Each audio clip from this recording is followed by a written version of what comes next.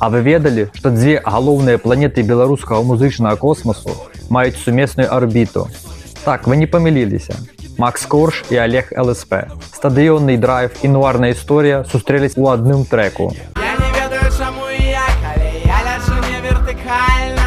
Сокол, сокол, я верабей 5 на 40 палет нормальны. Ён быў запісаны яшчэ на пачатку 10-х гадоў. І самае цікавае, ён цалком на беларускай мове. Гэта не проста рэдкая калабарацыя. Гэта даніна павагі тым часам, калі абедзве суперзоркі толькі пачыналі свой шлях. Сердца і на душы спакой. Ой. Сёння мы ведаем іх як артыстаў, хто збіраюць стадыёны па ўсём свеце. Але давайце вернёмся на пачатак 10-х. Мала хто памятае, але Олег і Макс пачыналі менавіта з беларускамоўнага рэпу.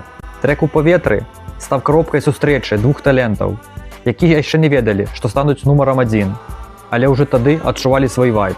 І гэты трэк сапраўдны артэфакт.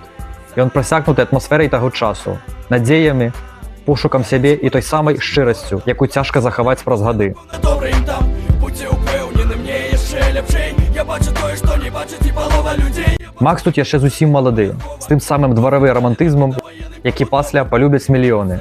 Олег, як заўсёды, глыбокі, іранічны і вельмі меланхолічны.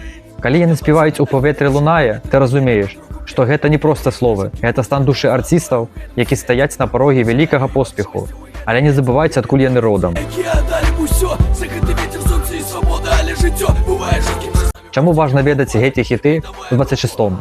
Бо ён паказвае, беларуская мова заўсёды была падмуркам для нашага рэпу. Нават тыя, хто пасля заваяваў велізарныя рынкі, пачыналі з гэтых рыфмаў і гэтых гукаў. У паветры гэта доказ таго, што наш рэп мае глыбокія карані. Гэта гучыць натуральна, стыльна і, што самае галоўнае, актуальна нават праз 15 гадоў пасля запісу. А вы чулі раней беларускамоўныя трэкі ЛСП ці Лунглан з Коржам? Што вам падабаецца больш? Іх сучасны гук ці той шчыры пачатак 10-х?